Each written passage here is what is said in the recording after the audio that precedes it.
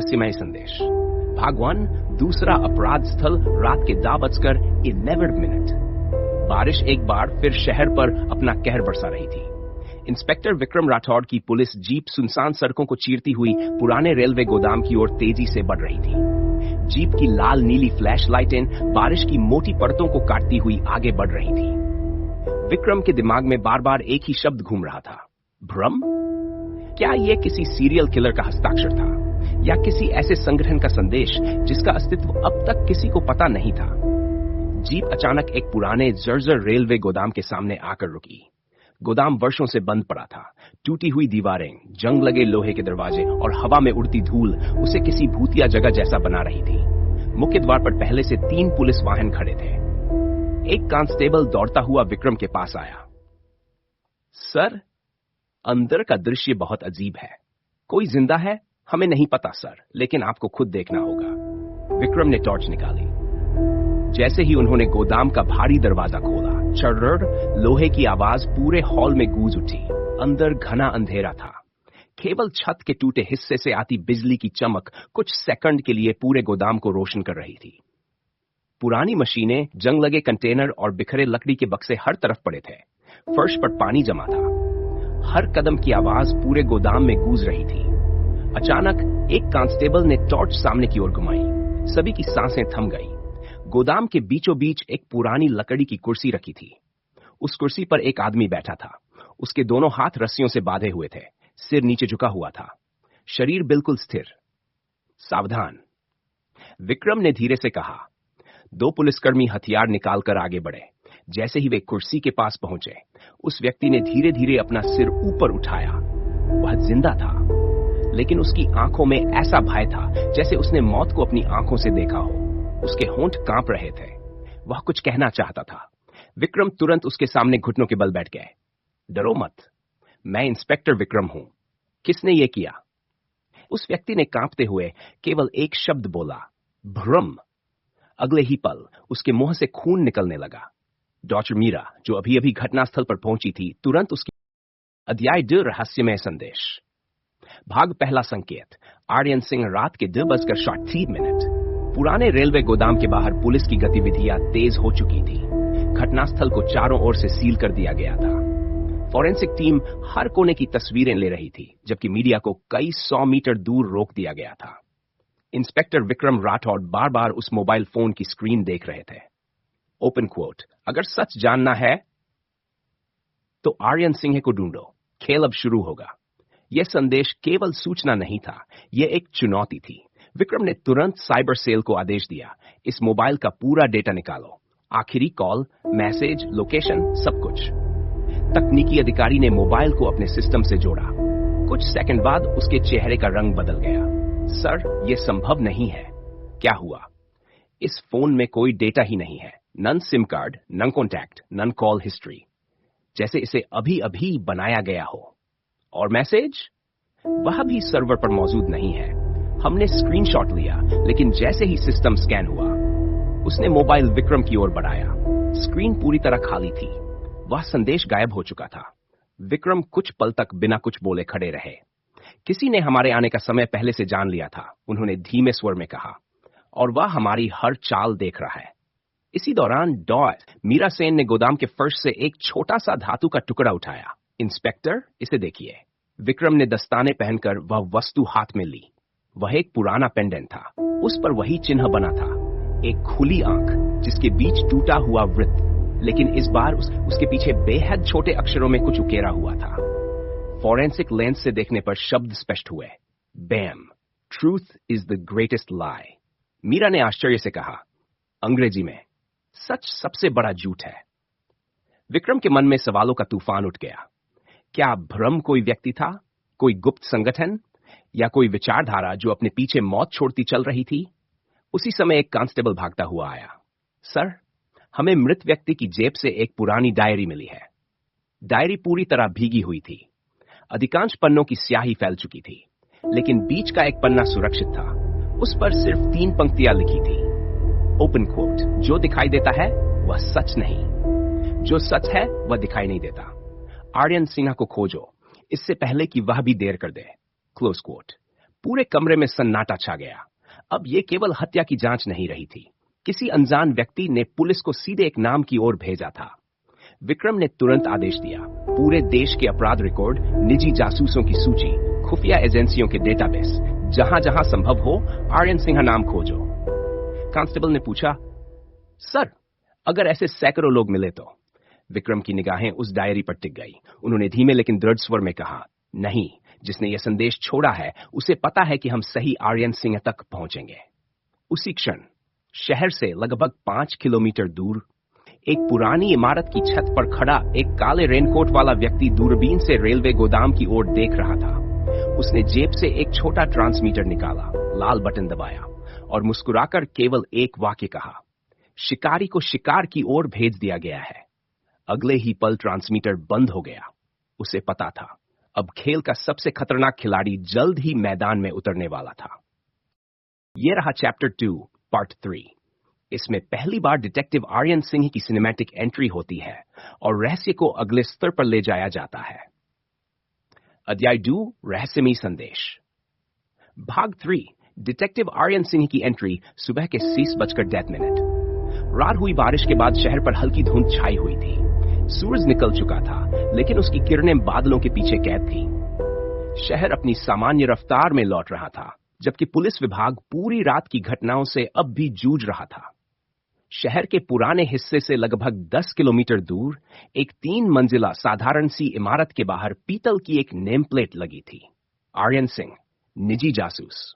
दफ्तर के अंदर असामान्य शांति थी। लकड़ी की अलमारियों में वर्षों पुराने केसों की फाइलें करीने से रखी थी। दीवार पर भारत का बड़ा नक्शा लगा था, जिस पर अलग अलग शहरों को लाल धागों से जोड़ा गया था। एक सफेद बोर्ड पर कई तस्वीरें, नोट्स और समय रेखाएं लगी थीं। कमरे के बीचों बीच एक व्यक्ति खिड़की के पास खड़ा बारिश के बाद की सड़क को देख रहा था। वह था आर्यन सिंह, लगभग 34 वर्ष की उम्र, शांत चेहरा, गहरी आंखें, बिना किसी दिखावे के व्यक्तित्व में ऐसा आत्मविश्वास जो वर्षों के अनुभव से आता है। उसके हाथ में एक पुरानी पॉकेट वॉच थी। वह हर सुबह ठीक 6 बजे उसे चाबी देकर चलाता था। समय कभी झूठ नहीं बोलता, उसने धीमे से कहा, लोग बोलते हैं। इतने में दरवाजे पर दस्तक हुई। उसकी सहायक काव्या अंदर आई। पुलिस मुख्यालय से 3 मिस्ड कॉल हैं। आर्यन ने बिना मुड़े पूछा, कारण बताया? नहीं, लेकिन आवाज में घबराहट थी। काव्या ने मेज पर सुबह का अखबार रखा। मुख्य शीर्षक मोटे अक्षरों में छपा था, रहस्यमयी हत्या। घटनास्थल से मिला एक शब्द, भ्रम। आर्यन की नजर जैसे ही उस शब्द पर पड़ी, उसके चेहरे का रंग बदल गया। कुछ क्षणों तक वह अखबार को बिना पलक झपकाए देखता रहा। काव्या ने पहली बार उसे इतना गंभीर देखा। सर, आप इस शब्द को जानते हैं? आर्यन ने कोई उत्तर नहीं दिया। वह धीरे धीरे अपनी मेज की ओर बढ़ा। नीचे लगे पुराने लोहे के लॉकर को खोला। उसमें वर्षों से बंद एक धूल भरी फाइल रखी थी। फाइल के ऊपर मोटे अक्षरों में लिखा था, प्रोजेक्ट ब्राह्म। काव्या हैरान रह गई। सर, यह क्या है? आर्यन ने फाइल पर जमी धूल साफ की। उसकी आंखों में एक पुरानी याद लौट आई।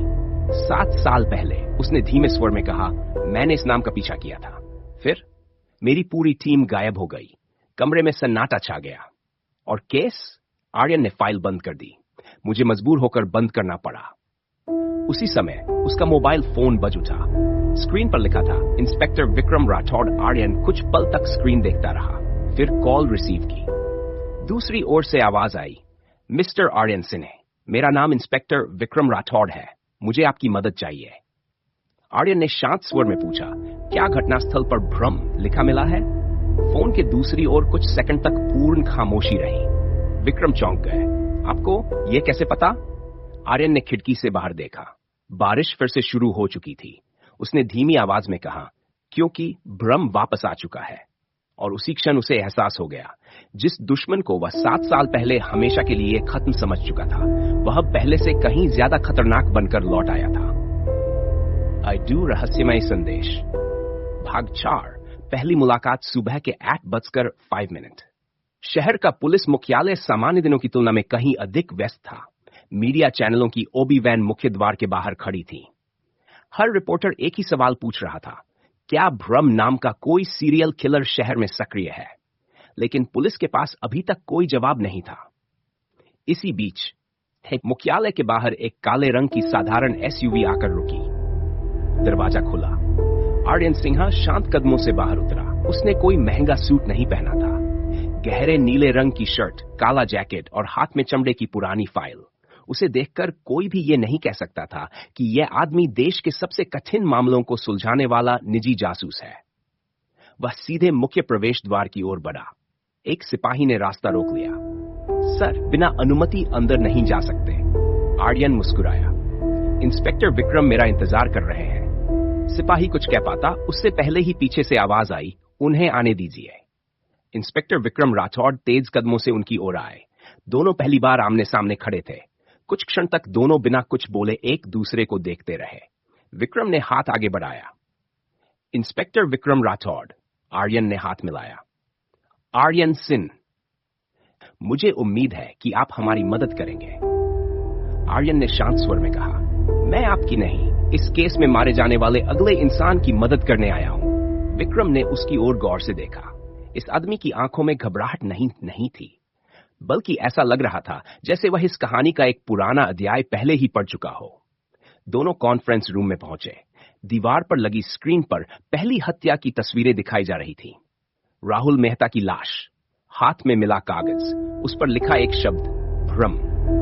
आर्यन कुछ सेकंड तक तस्वीरों को देखता रहा। फिर बिना किसी उपकरण के उसने कहा, हत्या आधी रात से पहले नहीं हुई। विक्रम ने चौंक कर पूछा, पोस्टमार्टम रिपोर्ट तो अभी आई भी नहीं। आर्यन ने स्क्रीन पर जूम करने का इशारा किया। शरीर पर बारिश का पैटर्न देखिए। खून पहले बहा, फिर बारिश शुरू हुई। अगर हत्या बाद में होती तो खून का फैलाव अलग होता। कमरे में बैठे सभी अधिकारी एक दूसरे को देखने लगे। उसी समय डॉक्टर मीरा सेन अंदर आई। पोस्टमार्टम की प्रारंभिक रिपोर्ट आ गई है। उन्होंने फाइल खोली। मृत्यु का अनुमानित समय रात 12:56 से 2 बजे के बीच। कमरे में सन्नाटा छा गया। आर्यन का अनुमान बिल्कुल सही था। विक्रम अब समझ चुके थे कि आर्यन साधारण जासूस नहीं है। आर्यन ने अगला सवाल पूछा, मृतक की पीठ पर बना चिन्ह कहां है? मीरा ने तस्वीर दिखाई। आर्यन का चेहरा गंभीर हो गया। उसने तस्वीर को ध्यान से देखा, फिर धीरे से बोला, यह चिन्ह नहीं है तो क्या है? विक्रम ने पूछा। आर्यन ने गहरी सांस ली। यह एक निमंत्रण है। निमंत्रण? हाँ, भ्रम अपने शिकार नहीं चुनता, वह अपने विरोधियों को बुलाता है। कमरे का माहौल अचानक भारी हो गया। उसी समय एक कांस्टेबल घबराया हुआ अंदर आया। सर, अभी अभी कंट्रोल रूम में एक पार्सल आया है। किसके नाम? कांस्टेबल ने कांपती आवाज में जवाब दिया, उस पर लिखा है, केवल आर्यन सिंह के लिए। आर्यन और विक्रम एक दूसरे को देखने लगे। पार्सल पुलिस मुख्यालय के भीतर पहुंचा था। इसका मतलब साफ था, भ्रम केवल पुलिस की हर गतिविधि नहीं देख रहा था, वह उनसे कई कदम आगे चल रहा था।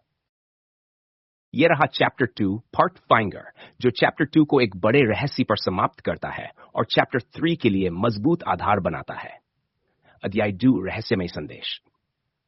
भाग 5 पहला संदेश। सुबह के 8:37। पुलिस मुख्यालय के कॉन्फ्रेंस रूम में अचानक सन्नाटा छा गया था। सभी की नजरें उस काले रंग के पार्सल पर टिकी थी, जिस पर सफेद अक्षरों में लिखा था, केवल आर्यन सिंह के लिए। पार्सल पर न कोई प्रेषक का नाम था, न कोई पता, न कोई डाक टिकट, मानो वह कहीं से आया ही न हो। बम निरोधक दस्ते को तुरंत बुलाया गया। पूरे पार्सल की एक्सरे मशीन से जांच की गई। रिपोर्ट आई, कोई विस्फोटक नहीं।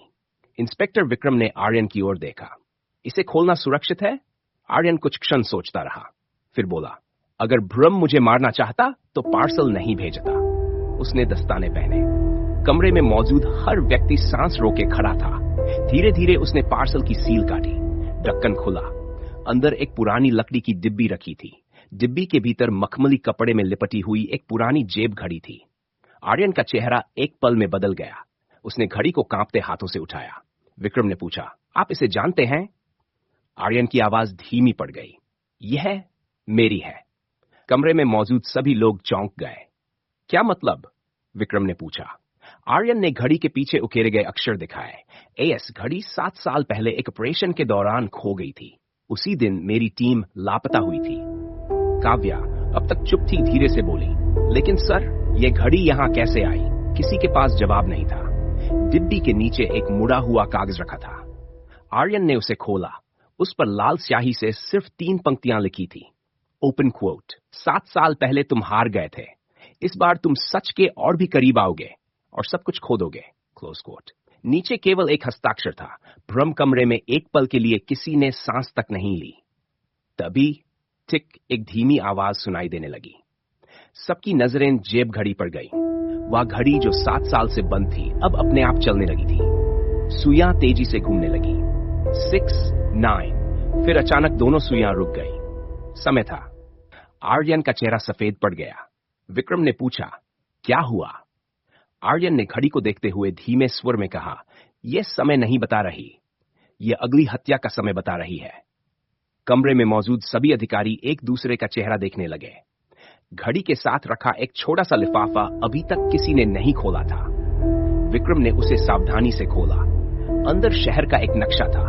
नक्शे पर लाल रंग का केवल एक बिंदु बना था, सेंट माइकल स्कूल, और नीचे लिखा था, ओपन क्वोट, सुबह 9 बजे, अगर बचा सकते हो बचा लो। Close quote. विक्रम ने तुरंत वायरलेस उठाया। सभी यूनिट्स सेंट माइकल स्कूल की ओर रवाना हो जाओ, अभी। पूरे पुलिस मुख्यालय में अफरा तफरी मच गई। आर्यन की नजर अब भी उस घड़ी पर थी। उसे एहसास हो चुका था, भ्रम हत्या नहीं कर रहा था, वह हर अपराध को पहले से घोषित कर रहा था। और अगर यह सच था तो खेल अभी केवल शुरू हुआ था। अध्याय 2 समाप्त। आगे चैप्टर 3 डिटेक्टिव आर्यन सिंह में कहानी वास्तविक समय रियल टाइम काउंटडाउन में प्रवेश करेगी, जहां पुलिस और आर्यन सुबह 9 बजे होने वाली घटना को रोकने की दौड़ शुरू करेंगे।